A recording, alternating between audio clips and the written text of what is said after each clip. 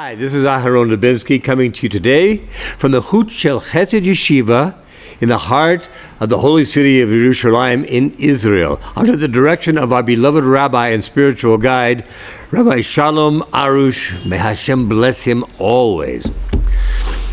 A little aleph. A little aleph. What's a little aleph? Well, aleph is the first letter of the Hebrew alphabet. Why are we talking about a little one? Well, because that's how this week's Parsha begins. Vayikra, and there's a little aleph at the end. It has no sound. Why is it even there? You hardly notice it. But we know it's there for a reason, because we know that everything in Torah is there for a reason. Now, there are several explanations for this. Just very quickly, we'll run through them because we're going to go on from this point very quickly. First of all, it says that the little aleph is there to show how humble Moshe Rabbeinu was. Even though Hashem called to him, and the sages tell us this is a sign of affection, that he called him. So this is one of the reasons they say is a little aleph. There's another one because if you look at the word Vayikra and you don't see the aleph, you have the word Vayakar, which means more or less something happened. It was happenstance. Whereas Vayikra, he called, it's definitely a causative word. So, but just this little difference, this little tiny difference makes all the difference in the world of what it is. But the one I like the best, and I'm going to share that with you today, the one I like the best is the fact that in Eliyahu HaNavi says, is talking about Hashem. And Hashem says, I'm not in the wind. I'm not in the quakes of the earth. I'm not in the bright fires that you see. No, that's not where you find me. I am found in a still, small voice. A little phrase, not much meaning to it, but very important. So important that we find it again. Where do we find it again? We find it on High Holiday, in the Sonnet Tokef. It said that a still small voice is heard. What is a still small voice? Well, the still small voice is that little voice inside of us that says, maybe I should do this, or maybe I shouldn't do this. But it's a quiet voice. It's soft. It is not glaring and tends to be lost in all of the chaos and cacophony of the world in which we live. So we have to pay great attention to it. The noise is there. The Yetzer Hara is present in everything. He's yelling at you. He's screaming at you. Buy this. Do this. Don't do that. Meanwhile, the still small voice is right here. And you have to listen to it.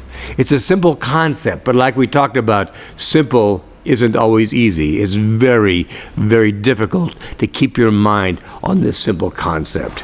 Now, this week we also, in Vayikra, we talk about oaths, vows, promises, whatever you want to call them.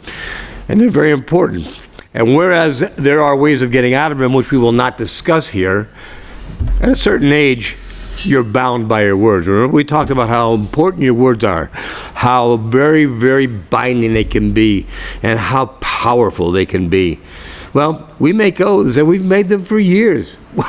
Unless you're very unusual, we've all made oaths since we were small children. Little things, but they were oaths. For example, oh Hashem, if I could have this toy, I would do anything. I would say my prayers every day without being argued. I would do anything.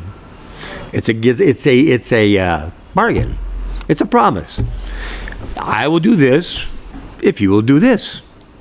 There's two sides to it. It's a contract, if you will. And we do it from the time we're very young. As we get older, our wishes and our promises and our vows get to be a little bit more important. If only I could pass this test, Hashem. I would make sure that I'm up every morning to put on tefillin. I would make sure that I help my mother every Shabbos, getting ready for Shabbos. Whatever the promise is, to get more. If only I could get into this school, I would have. If only I could have a car, I would do this. Getting the idea? These are all promises. These are all vows. These are all things we are bound by. We say, if you'll do this, I'll do this.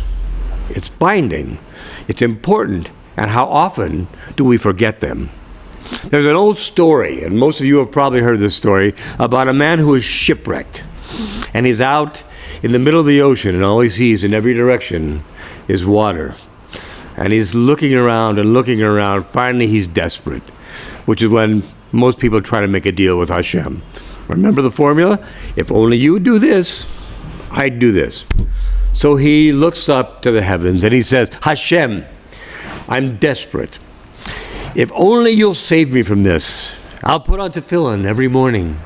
I will always keep Shabbos. I will never have an excuse to be Machalel Shabbos. I will do it every single time. I will learn halacha in detail. I will study Mishnah. I will study Gemara every day. I'll do Daf Yomi. Wait a minute. Is that a boat I see out there? It is. Listen, Hashem, never mind. Now, we laugh because it's funny, and we laugh because it's not funny. We do the same thing on a daily basis, only we don't even recognize it as such. How many times do we drive around looking for a parking space, finding no place to park? By the way, I should tell you, that's one of my favorite bugaboos. If you look for no place to park, guess what you're going to find? No place to park. So, a lot of people, when they figure they found no place to park, say, Hashem, if you'll only give me a parking place, I'm late for a meeting. Please, if you just give me a parking place, I'll do anything. I'll start doing prayers every day. I'll learn every day. I'll do exactly what you want me to do. Wait a minute. Somebody's pulling out of a spot. Hey, Hashem, never mind. Well, in essence, you made an offer. Hashem wants you to have what you want, so you could assume he wants to give you what you want. Therefore, you have a contract. And you basically just said, I gave you an offer, I'm taking my part of the offer back. Now these are little examples that I've given you. Let me give you something as a major example that I come into a lot living in Eretz Yisrael. People come here from America, and they go to the Kotel. They move here from America because they know this is where they're supposed to be. Let me tell you something. If you were in America and you're not living here, you think you made the choice. To some extent, you did. But for the most part, you were, in essence, drafted. Hashem pulled you out, brought you here, because this is where you're supposed to be. This is where he wants you to be for what you're supposed to do. This is the place. And they tell me the story, and I hear it over and over again. And it varies a little from person to person, but it goes basically like this. Oh, I got to Israel. I couldn't wait to get to the Kotel. I got to the Kotel and I cried and I did Tehillim and I davened. Oh, please, Hashem, just give me a good shidduch.